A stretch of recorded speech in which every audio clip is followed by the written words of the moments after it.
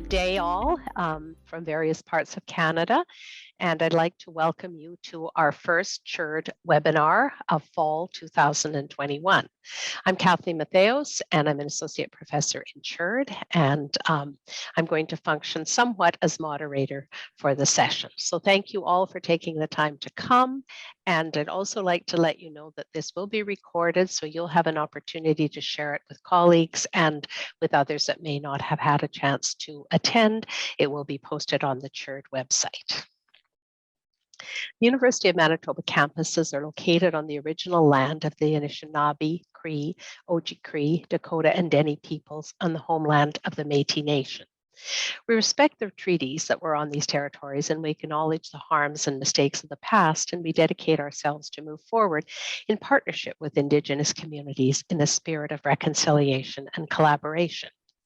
And while we use the land acknowledgement as we invite people, because we are situated on Treaty 1 territory, I think it's particularly apropos to think about it this week, because September the 30th is in fact a day for truth and reconciliation, and a day that we as university professionals, faculty, and leaders will think about how we can be more proactive and how our institutions might reach out more proactively to Indigenous communities. So we look forward today to hearing from John Alho. I'm really happy that I have John Alho speaking today. John Alho used to work at University of Manitoba, and I remember enjoying working with him in his role in government relations. In fact, John Alho is one of the longest serving government relations professionals in Canadian post-secondary. Currently, he serves as Associate Vice President, Government Relations at University of Calgary, and he joined in 2013, where he oversees the university's strategic government relations. He worked closely with the president and other members of the university's senior leadership team to further University of Calgary's externals relations. He came from University of Manitoba, where he was the Associate Vice President External, and here in Manitoba, he also was responsible for leading the university's government relations, marketing and communications, and community outreach activity. He had occasional responsibility also for advancement and development and alumni relations. So he had multifaceted positions. Prior to joining post-secondary, he worked in senior policy and communications advisory roles with several cabinet ministers and members of parliament.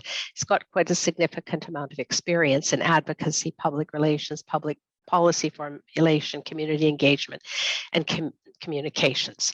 He has an MBA in Business Administration from University of Manitoba, and a Bachelor of Arts from University of Winnipeg, which is the other larger university within the city of Winnipeg.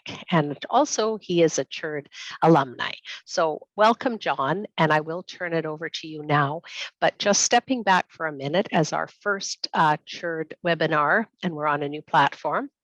I'm just going to turn it over to our program administrator, Taro De Castro, who is joining us, Extended Education, to quickly do a couple of checks so we're sure that we're working to the best of our ability. Tara? Good morning and welcome everyone. Just a quick check. The chat is available for any questions at the end of the webinar, and John will prompt those. But we just wanted to let you know, if you do want to speak up and say something or ask a question verbally through your audio, you just need to send me a little message in the chat and just ask if you can speak up, and I can allow any attendees to talk. So now that everybody's aware, I'll just pass it over to John and let him continue. Wonderful. Well, thank you, everyone. I really appreciate the opportunity to speak with the group. Can you see the screen now? Does it show up as the presentation deck? Yes. Perfect. Great. Just before I get started, and thank you, Kathleen, for that wonderful introduction. I really appreciate that. But I'm coming to you from the University of Calgary, which is located on the traditional lands and territories of the Treaty 7 region of southern Alberta, which includes the Blackfoot Confederacy, comprised of the Siksika, the Piikani, and the Kainai First Nations, as well as the Tsuut'ina First Nation and the Stoney Nakoda First Nations. And just to finish off the land acknowledgement. And the city of Calgary itself is located also on the home of the Métis Nation of Alberta Region 3. Okay, so folks, thank you for taking the time to meet with us this morning, and I'll just go through a little bit of a presentation deck that I've prepared.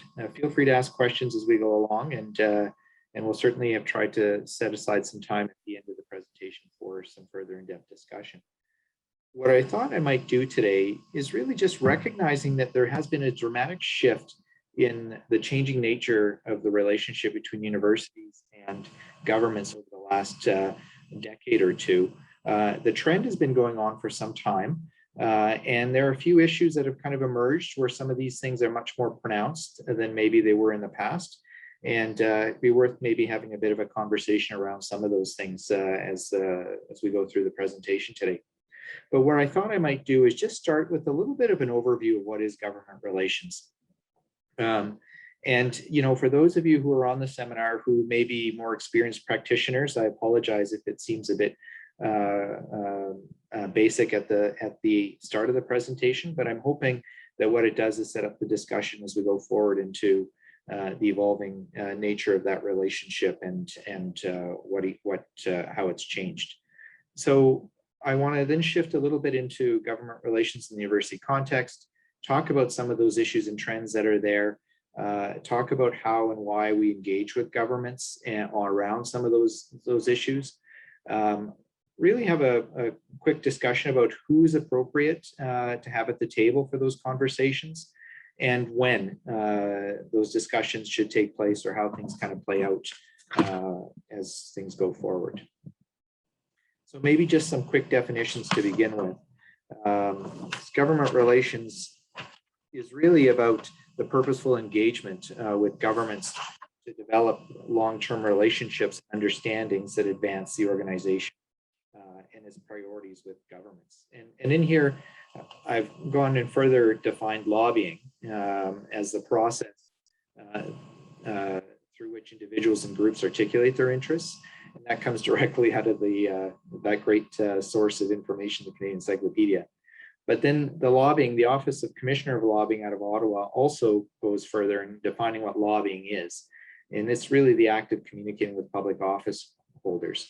And, you know, it says for payment, and some of us might say, well, we don't get paid directly for this, so it doesn't really matter as lobbying. But actually, under the federal definition, if your institution or anybody in your institution spends any time directly working with government and advancing issues, then the institution is deemed to be lobbying government and is caught up in that process. So just something to keep in mind as you go forward and engage with governments in the future. So what is government relations? This is my a little video that Hill and Knowlton has pulled together. Just stop sharing for a minute.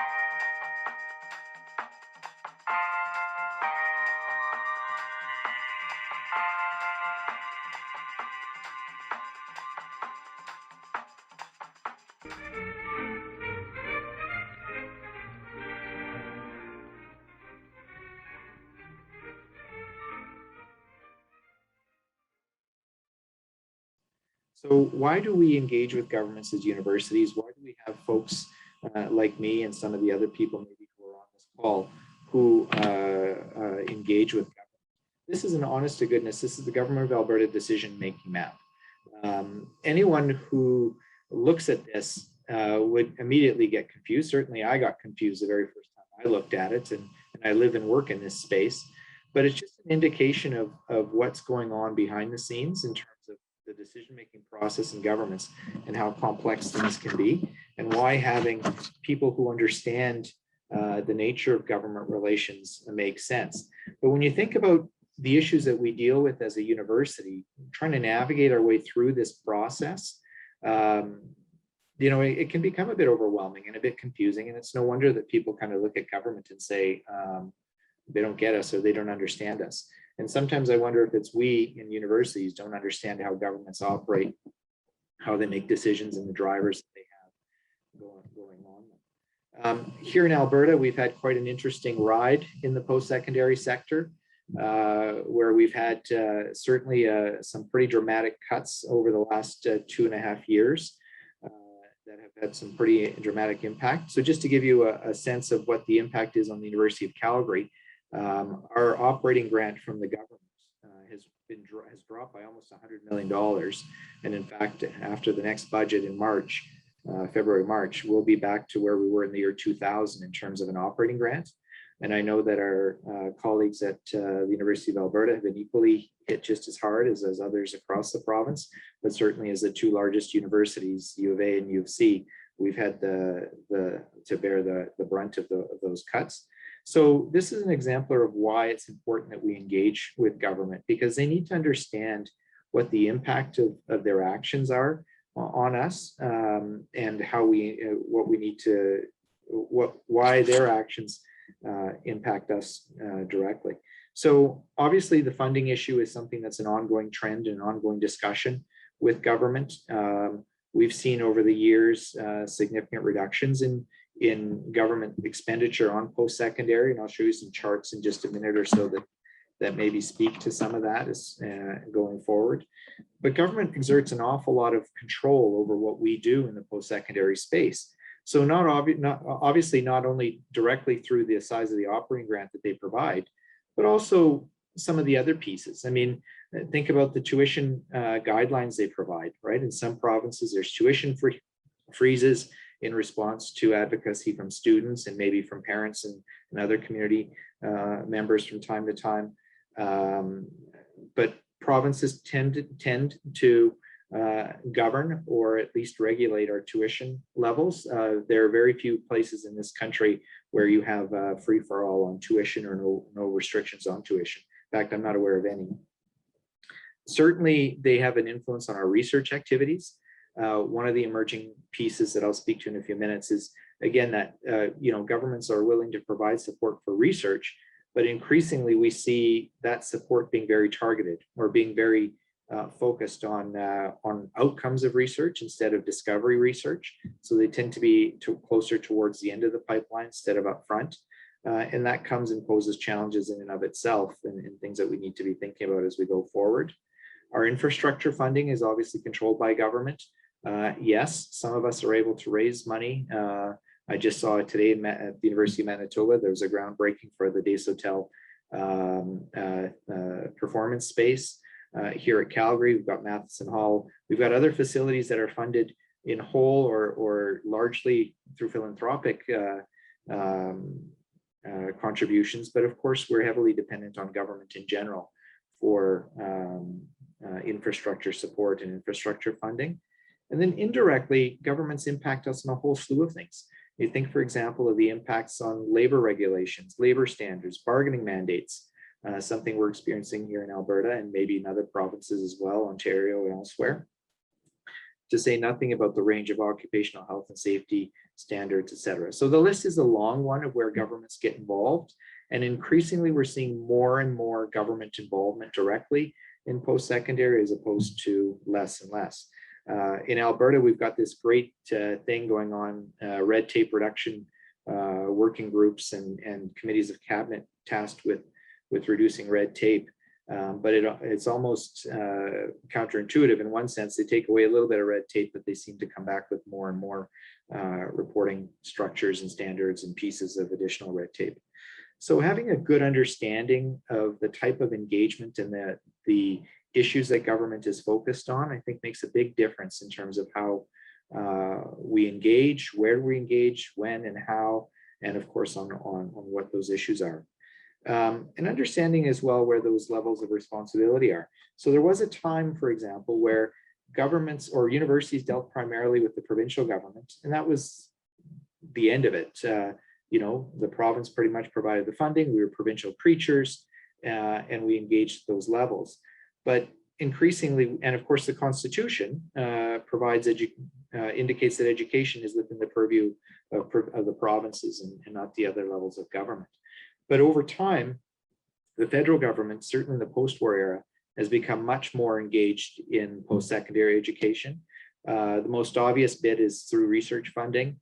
There's also international student work that the federal government does. There's infrastructure funding that comes from the federal government. And increasingly, we're seeing the federal government move into the labor force and training space in a way that has direct impact on some of the things that we do, whether it be through micro-credentialing, whether it be foreign credential recognition. There's some interesting spaces that are evolving at the federal level.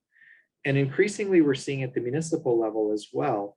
While the municipalities take no responsibility for the post-secondary space or education in general, as we've broken down, as institutions have become less of the ivory tower, and we've broken down those walls and those barriers to engagement and participation, many institutions across the country are placing a greater emphasis on working directly with their local municipality. I'll just give you two examples. When I was at Manitoba, one of the great achievements that we had was a partnership that we put in place directly between our Faculty of Architecture and Planning with the City Planning Office, where we co-located students and faculty directly downtown in the planning office. And it was a great example of how we could partner with the city. We worked together on the soccer complex, and of course the stadium complex is a whole other kettle of fish, I guess, in one sense, in terms of an example.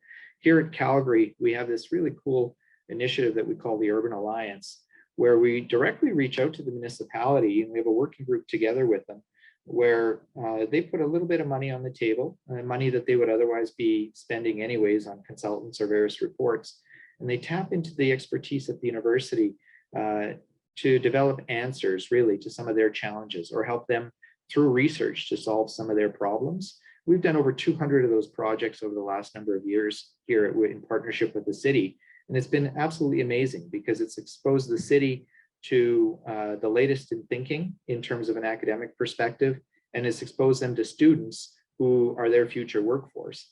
And on the flip side for us, it's given our folks some hands-on interaction with real issues that are the city is dealing with across the whole spectrum of issues, and given our students the practical hands-on experience, the work integrated learning perhaps that has helped them grow their careers as they go on to graduation and enhance their academic experience at the university.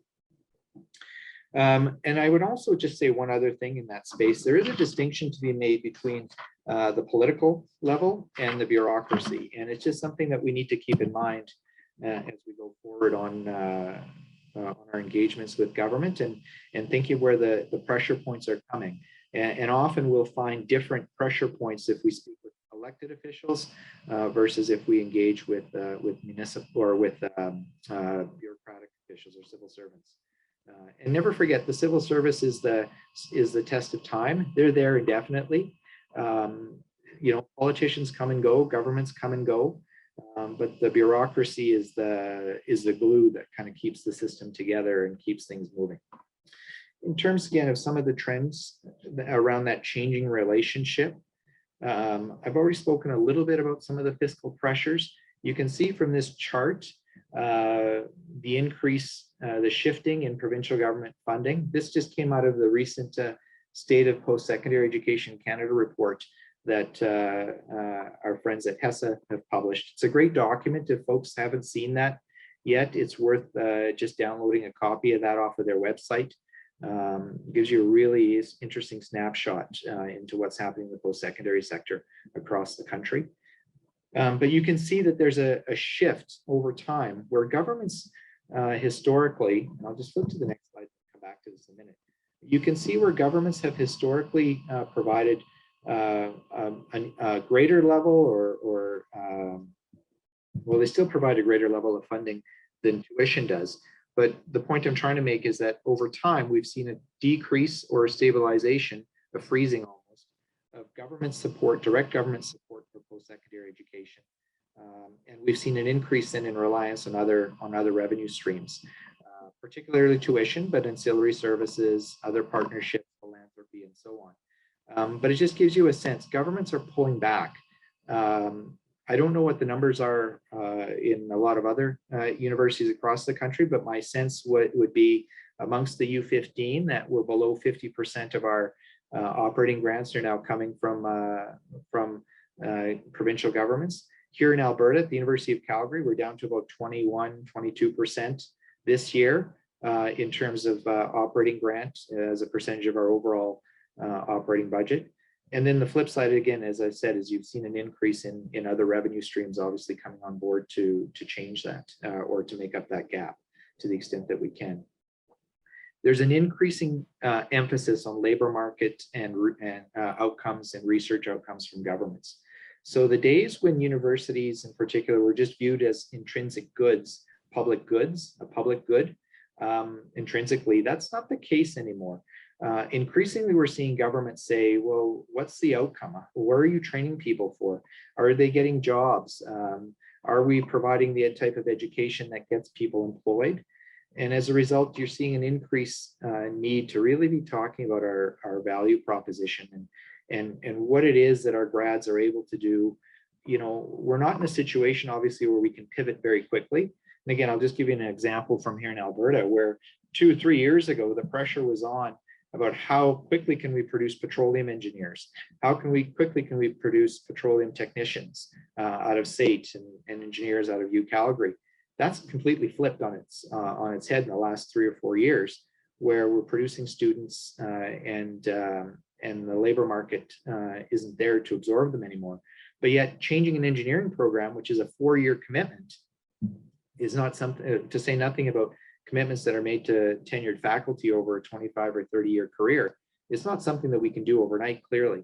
Now, having said that, universities are resilient and we're flexible, and we have pivoted and continue to pivot, and not just at Calgary, but elsewhere across the country, to meet the labor market. And the point I'm trying to make is the labor market itself is transitionary, and clearly what is in demand today may not be in demand tomorrow or next month or next year. So we need to make sure we continue to train and develop talent in a manner that's resilient and adaptive to the emerging economy. And of course, research outcomes. Governments are increasingly putting pressure on us to make sure that those research outcomes are tangible and real and immediate. That if they're investing $100 million, well, let's say $365 million, as the federal government just did in the last budget in quantum research, that there's a practical and immediate outcome, creating jobs almost immediately for that investment. Yet a big chunk of that has got to be discovery research and discovery science. And that may take a few more years to materialize. So just to give you an example, another example of that, artificial intelligence is an area where Canada is emerging as a global center of excellence. There's nodes in Montreal, in Toronto, and in Edmonton. None of that happened overnight. We just didn't wake up one day and become the center of excellence for artificial intelligence. Obviously, that happened over a period of time and as a result of direct investment in discovery research, where the payoff took a little bit of time to materialize. Closely linked to decreasing budgets or decreasing government grants is this notion that those government grants need to be tied to some kind of performance. And we're seeing an increased discussion around performance-based funding. This has taken off in Ontario, not to be left behind. Here in Alberta, we've moved down this path very quickly. We have in Alberta our first institutional management agreement, which is really setting out a target around a performance-based funding initiative. Our initial one is around work integrated learning and the number of work integrated learning programs that we have on campuses. And a portion of our operating grant from the province is now tied to that metric and that outcome. And we fully expect here in Alberta that we're going to see another 3 or 4 or 5 of those metrics emerge over a period of time over the next year as part of the broader post-secondary review they've done here. I suspect administrative costs will be one of them. Labor force outcomes will be another. Research outcomes may be another one. And those are still up for discussion right now. The only one we've nailed down is the work integrated learning piece. But it's a trend that's emerging and going across the country. There's discussion of it in Saskatchewan, Manitoba. I know there's been some discussion because deputies have been speaking back and forth with one another. So this is something to keep an eye on. Across the US, where they've instituted performance-based funding models, the outcome has been less and less government funding for the post-secondary sector. So we'll see how this evolves here in the Canadian context, but it's something that we need to keep an eye on because it is changing the nature of that interaction between us and government. Challenges to autonomy. We've all been in situations, I think, where we've witnessed or seen to some extent government pressure or government interference with the day-to-day functioning of the institutions. We are autonomous. We are government agencies created under provincial legislation. But at the same time, we're kind of arm's length. We're not the traditional board or commission that governments establish, agency, board, or commission. We're a little bit different from that, but that hasn't stopped government. And the very principle of academic freedom and of tenure helps protect that autonomy. But you know, that hasn't prevented government from sweeping in and so on and so forth. I think one of the most visible examples that we've had is in Newfoundland at Memorial, where a number of years ago, the provincial government, I know it's not as simple as I'm explaining it, but it gives you just a sense of government interference, where the government came in and replaced the president of the institution at one point. Now, in Alberta, we're susceptible to that as well. Government appoints our board of governors, they appoint our chair to the board of governors, and the majority of, and as a result, they decide that President Macaulay at UCalgary isn't doing what they want done or isn't aligned with where they want to see the institution go. You know, they have some recourse if they wish. So those are extreme examples, but there are many other examples where government interferes on a day-to-day basis. I'm sure there'll be some questions of COVID over the next little bit, and there are direct examples of where government interferes with institutional autonomy around our modality delivery, for example, during COVID or other pieces that have occurred. Compliance and reporting, another critical issue where the nature of that relationship has evolved. Gone are the days where grants were provided and we were told to just given the money and told to deliver on a mission. A lot of that money is coming with strings attached to it, and certainly the compliance and reporting back and forth is changing the nature of the interaction with government. And again, infringing to some extent on the autonomy piece. And the constant need for us to be demonstrating the value proposition of the institutions. You know, as I said earlier, the days where we reviews an intrinsic good, public good, are behind us. There still is some, I don't want to overplay that, but that trend and that theme is an underlying piece that's out there and something that I think we need to be aware of. So here again is a chart, 2 charts from the HESA report that just demonstrate again the nature of that's evolved in terms of funding for post-secondary dollars over the number of years. So some of the opportunities for us to influence here in Alberta, they've just completed the Alberta 2020 or 2030 rather, which is the strategic plan, I guess, for the post-secondary system going forward over the next number of years. It really addresses a lot of the issues that I've raised here in the discussion to date. This is where we're going to find the performance-based funding pieces. This is where we're going to find the desired outcomes on labor force, research outcomes, and so on, and the links on the operating grant. And these are the kind of things that happen in government that, as institutions, maybe in the past we didn't get too worked up about these things. You know, governments kind of set policy, we kind of moved along. But if we can no longer afford to take a step back on this, if we ever could, And we have to directly engage in these conversations with government proactively before they've even begun, and then actively during the course of these discussions. We have to find those opportunities to link in. We have to find the opportunities to develop our partnerships with community and with third-party stakeholders and get folks speaking about the post-secondary sector as these discussions happen in government. And I just wanted to then shift clearly or a little bit into how. You know, in engaging with government, and this is again where there's been a shift where maybe in the past we could have gotten away with just kind of a gradual, when we need to engage with government, we'll go speak with the minister and they'll get it and we'll move on. That's no longer the case. I mean, government relations now, or engagements with universities, from universities with governments, they have to be clear and purposeful. It has to be intentional. It's no longer a random process.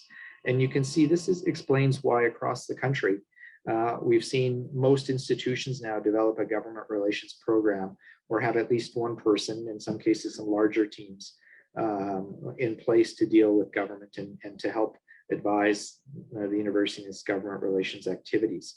It's become a much more purposeful and intentional activity, and it's anchored, a good government relations strategy is always anchored in the overall institutional strategy. And ensures that there's a clear line of sight, not only between the institutional plan, but where the government is going in terms of its overall policy directions and policy work. And a good government relations plan demonstrates that the institution understands government, understands how government is making its decision, and understands those various pressure points that government is operating under. So if they're doing something to us, you know, and often I'm around the table and somebody will say, well, why are they doing this to us? Why don't they get it? Well, there's a driver behind it, and helping us as an institution, helping the institution understand what those drivers are that are pushing government in a particular direction makes a big difference, and I think helps position us well. But again, speaks to that nature of evolution, that's the change that's occurred in the way in which we interact with governments now. So a good rule of thumb is really to understand where they are, understand what those pressure points are on government, and to make sure that we situate the institution or a particular project or issue that we may be trying to advance as a broader solution to those problems that government is trying to deal with. And always make sure that we're consistent in our message. So who else is playing in this government relations space? So this is an interesting piece where in the past, again, it might have just been the institution itself.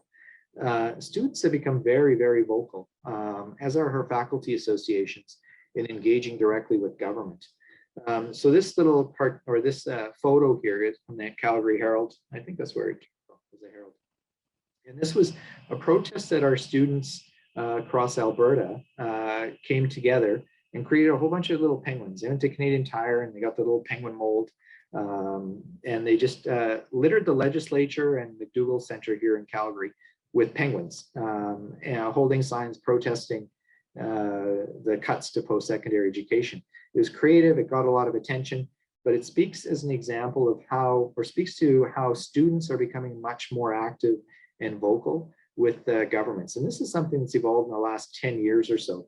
When I first got involved in government relations and set up the first government relations office at the University of Manitoba, at that point, there was just a handful of us doing this kind of work, and maybe 5 or 6 of us across the country.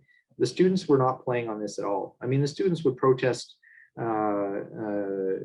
or speak with administration, sometimes protest administration, but very rarely were they out speaking with government. That has completely shifted now. And in fact, I often hear from colleagues across the country that, you know, presidents will often say to them, or members of their leadership team will often say, why do the students get the minister's attention? Well, they get the minister's attention because they're students and they're smart about it, and they do things like penguins and so on. And they've got a compelling case often, and who doesn't like a student? So they often will get the minister's attention. That's something new that's evolved over the last number of years. And the other thing that we're starting to see more and more of now is the faculty associations and other organized labor units getting involved, organizations getting involved. You know, those organizations have tended to work with the administration or work with or against the administration. But increasingly, we're seeing more and more connections into government. Governments of different stripes will be more open and receptive to engaging with those groups for sure. And the relationship that they'll have will verge from collaborative to combative. But it's something that we at institutions need to be aware of. But as a general rule, from an institutional perspective, the president is the primary spokesperson for the institution with governments. That doesn't mean they're the only ones engaging with government. Sometimes our deans, our vice presidents, or other university officers will. But the important piece of all this is that, at least at the institutional level, we should be coordinated and engaging coordinated messaging in a consistent manner. And that avoids all kinds of issues. I'll just give you one example. When I was early in my career, where I was meeting with government, with the president of the university, was the University of Manitoba, and we were asking for a $5 million contribution towards a project that was important as part of our the institutional plan. The minister said to us, well, so-and-so dean of X had just been in here last week and asked for $500,000, so I granted them the $500,000 for this similar project. Well, obviously we left a lot of money on the table as a result of that. But I use that example as one of why consistency and coordination is absolutely critical from a government relations perspective as we go forward. When to engage and how, this comes back to the budget cycle. And again, something that's evolved over a period of time is the need to really understand how government is making decisions. When are those opportune times to plug into that conversation? When are those opportune times to advance key issues that we're all trying to advance? So understanding the decision-making cycle, the legislative cycle, budget cycles, what drives ministerial decisions or committee work at various levels of government is critical. So a quick time check here, and we're sitting at about 30 minutes, so just right on track. Just one other point, just as we start to come close to closing up this part of the presentation anyways, that there are rules around lobbying.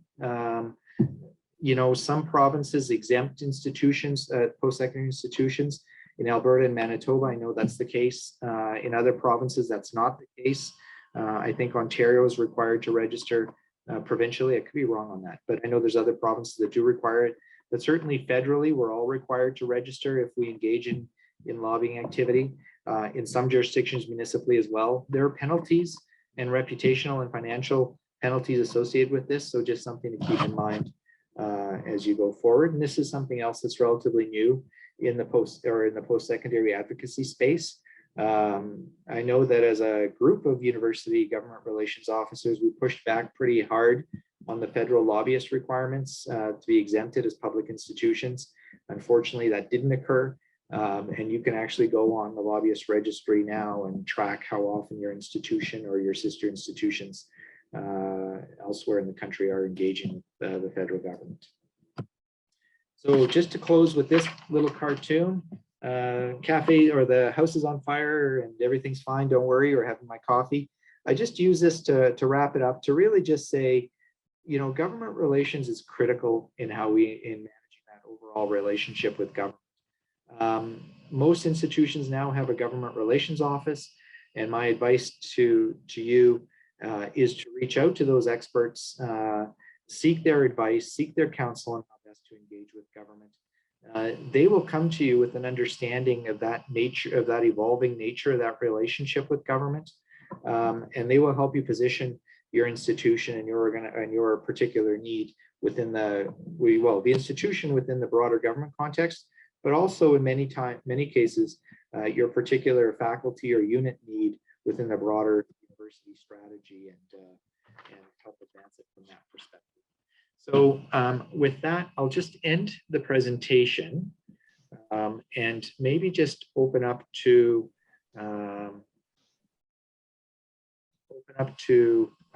questions or comments or observations or discussion that anyone might have.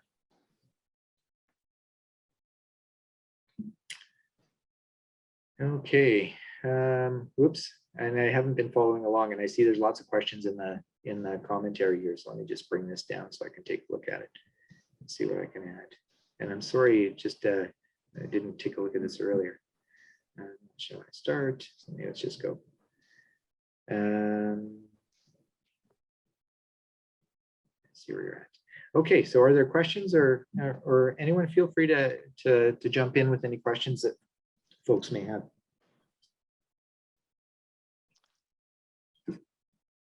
David?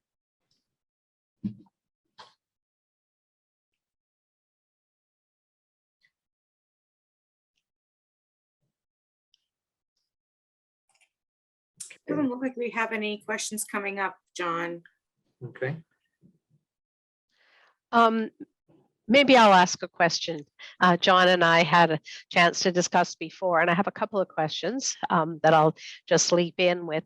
As you know, of course, Alberta's had an interesting challenge with the fourth wave of COVID, and essentially it resulted in one Thursday, I believe it was not last Thursday, but the one previous, in which universities were asked to stop face-to-face teaching and sort of across the board. And then there was an ultimate plan that came out the next day, and I think you went back to a changed way of doing face-to-face. Can you talk about how the governance, how the government relations and governance intertwined in that? That was sort of a 2-day nightmare, as I hear from deans and from people in senior administration. Certainly, and it's a really good example of where working collaboratively with other universities, we were able to advance some change. So just to put this in perspective, we're all going through the pandemic. It's impacting all of our institutions and all of our communities directly. Alberta's taken more of a libertarian view, if you will, of restrictions and so on around. There's been a lot of reluctance, and you're seeing now the result of that. So I'm being careful not to jump on a political soapbox here, but you're seeing certainly a lot of that in terms of some of the numbers, the impact of that, and some of the infection numbers and so on. I think together Manitoba or Alberta and Saskatchewan account for, we've got 11 or 12% of the population and account for 50-60% of all infections now. So we've been pushing as institutions for stronger measures here in Alberta in the post-secondary space for some time. There was some reluctance to go beyond the approved or the public position the government had taken. We worked collaboratively with the University of Alberta, University of Lethbridge, to advance an initiative a number of weeks earlier that essentially said, look, if you're going to come onto campus and you're not vaccinated, then you need to undergo rapid testing. We put that in place. About a week or two later than that, the government came out with some additional measures where the government went forward with it's a vaccine passport by any name other than a vaccine passport here. Like, they just refused to call it that, but it's essentially a vaccine passport. And that happened literally within the space of a day or so, between them rolling it out and us having to react to it as institutions. So again, working collaboratively with our colleagues, the end result was that because of the nature of the change, we needed to be in a position to react accordingly, which meant that we had to move all of our in-person classes or cancel them essentially for 2 days into the weekend. I guess so, 3 days. So we canceled them on a Thursday, Friday, Saturday, Sunday, and went back in person on the Monday once we had the proper measures in place. But it happened quickly. It happened without a real understanding what the impact on the post-secondary space was going to be. And that's what led to that shift, that pivot, I guess, and then back into in-person again the following Monday once we had the proper measures in place. But a lot of conversation with government to help them understand the unique nature of the post-secondary space, the distancing requirements of our classrooms, the fact that we already had masking requirements in place, and just even trying to understand to what extent we could go forward with mandated vaccinations on campus. So a tricky situation, but complicated, but one that we were able to advance and resolve by working collaboratively with colleagues. Thank you, John. Any other questions? Either in chat or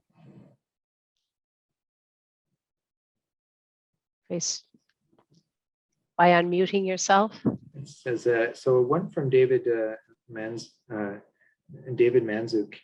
just asking more generally what the pandemic is teaching about the university-government relationship. I think that's a really good question, because if anything, we come back to that notion of autonomy as an example.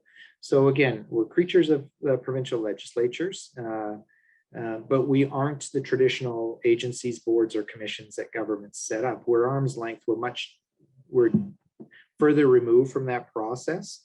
But governments can have a lot of impact on us in terms of various regulations, directly and indirectly, that I mentioned earlier.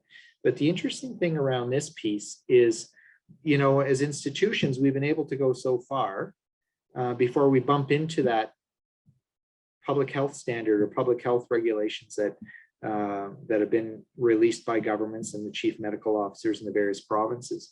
And we've had a lot of pressure, certainly in Alberta and maybe elsewhere, to not go beyond those limits that have been in place and not overly restrict access to post-secondary. And of course, it's not in our interest as institutions to restrict access to post-secondary education. Quite the opposite. We want as many students as possible here, and preferably in person, as long as it's in a safe manner. So the impact that's having on the relationship, I mean, it's brought us closer in some ways with some of the folks that we deal with on a regular basis within government, but it's also opened that door a step further to perhaps an erosion of true autonomy, to let us go forward with some of the things that we might otherwise have done, or the timing of things we might otherwise have done, independent to some of those pressures from government. So it's things that again, in that kind of a context, and this is where some of the stakeholder groups maybe on campuses don't understand the full dynamic. There are things that are easy to do that we can all do.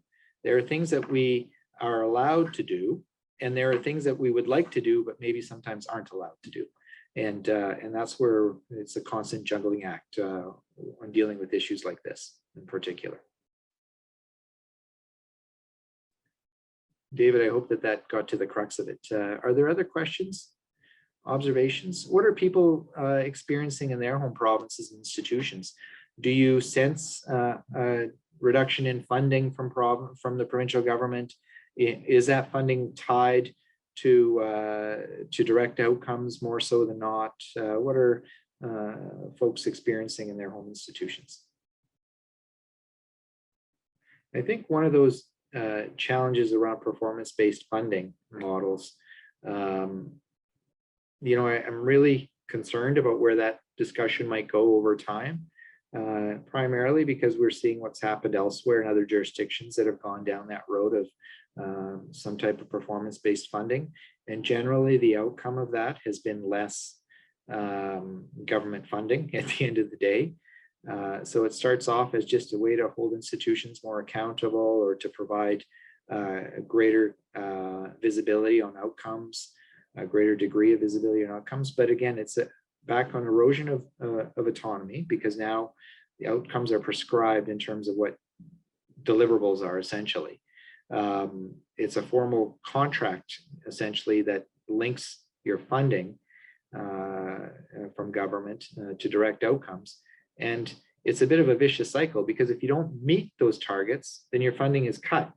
And if you have less funding to meet those targets, then inevitably you're not going to meet those targets, so your funding is further cut. So you kind of get the potential of going on a downward spiral in that context if we're not careful.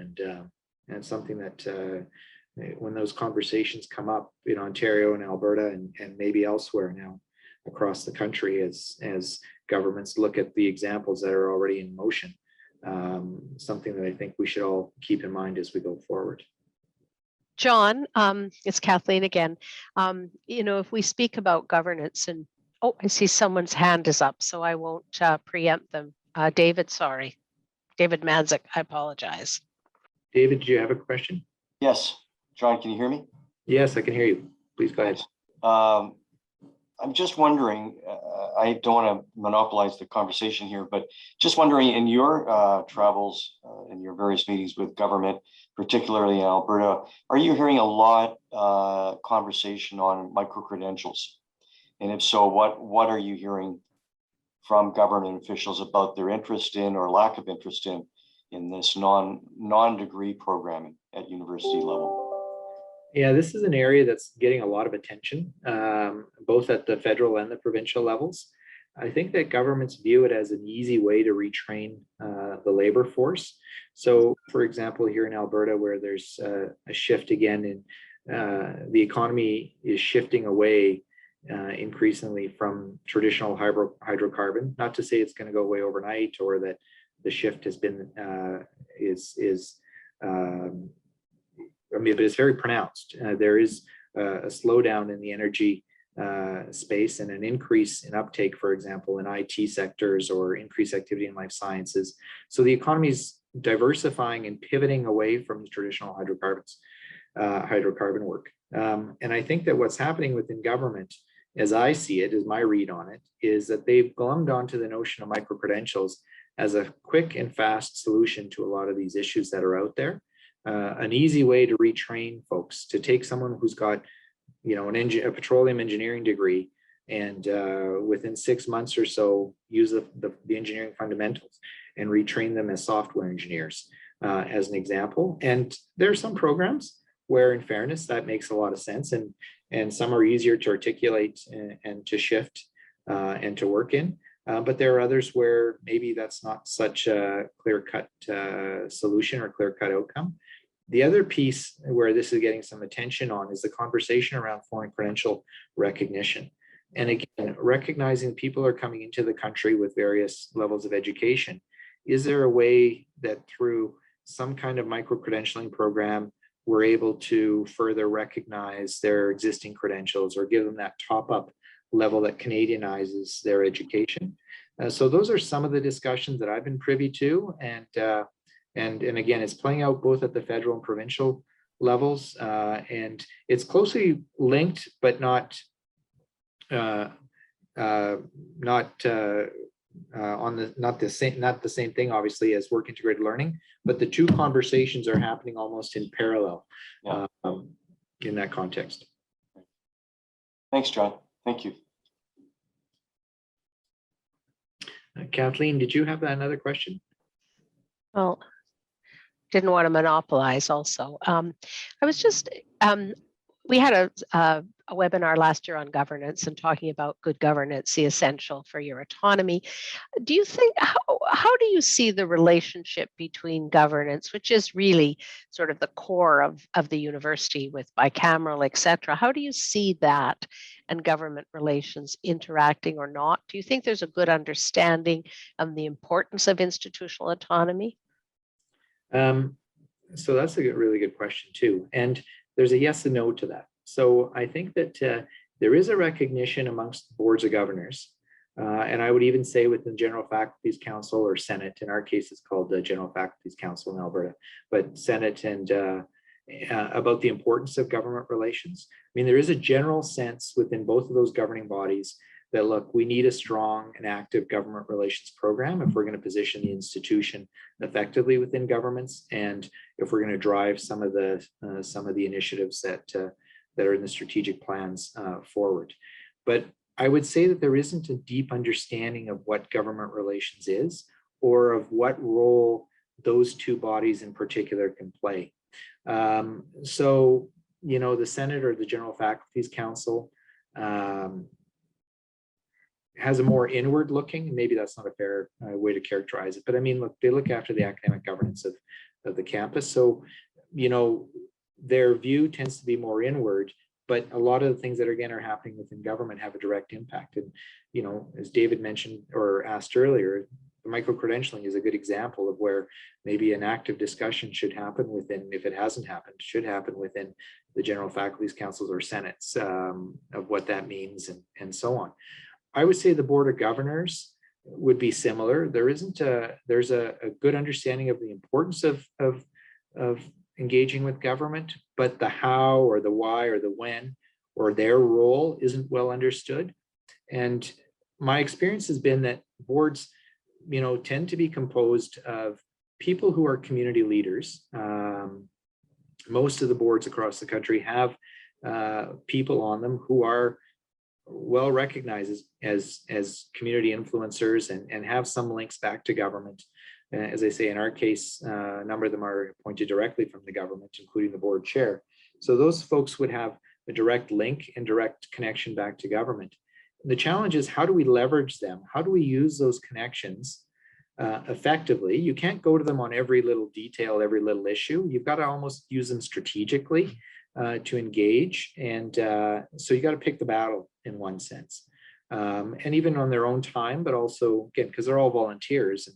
And as far as I know, we don't pay board members across the country, give them a few cookies and some coffee, but that's the extent of it. So recognizing how can we use them strategically? How do we leverage their connections for those big issues when we need to engage? So just to give you one example, when I was at Manitoba, we had launched a fundraising campaign. We had a pretty big ask in with government to seed that campaign. So using the board strategically, some of the board members to leverage their connections back to government to help free up those resources and help them understand the value proposition and making that type of investment and what that would trigger in a philanthropic perspective. Here at Calgary, we've used the connections of our board on some very, very fundamental issues around salary constraint or around the value proposition of the university, the governance. How is the university linked to the institute back to government? Where's that line between where's that line that keeps eroding at autonomy? Where do we draw that line in the sand? Essentially, it says no, you can't go any further on this. So we've used our board members strategically on the autonomy piece in particular on a few issues as part of that Alberta 2030 review that I had a slide up earlier. Thank you, John, very much. Okay. Kathleen, I don't see any other questions at this point. And I see some people are starting to trickle off the conversation. We're scheduled for an hour, right? Until noon? Yeah, and yes, an hour. And I think we're at the top of the hour now. So again, thank you so much for a very interesting presentation. Thank you, everyone, for attending, taking time out of your day to join us. And please note, this will be on the CHURD website. There is a recording, so if you want to look at it again, want to share it with others, it'll be completely available. So again, thanks, John, and everyone have a wonderful week. Wonderful. Thank you, everyone. Appreciate all your time and attention. Bye-bye now.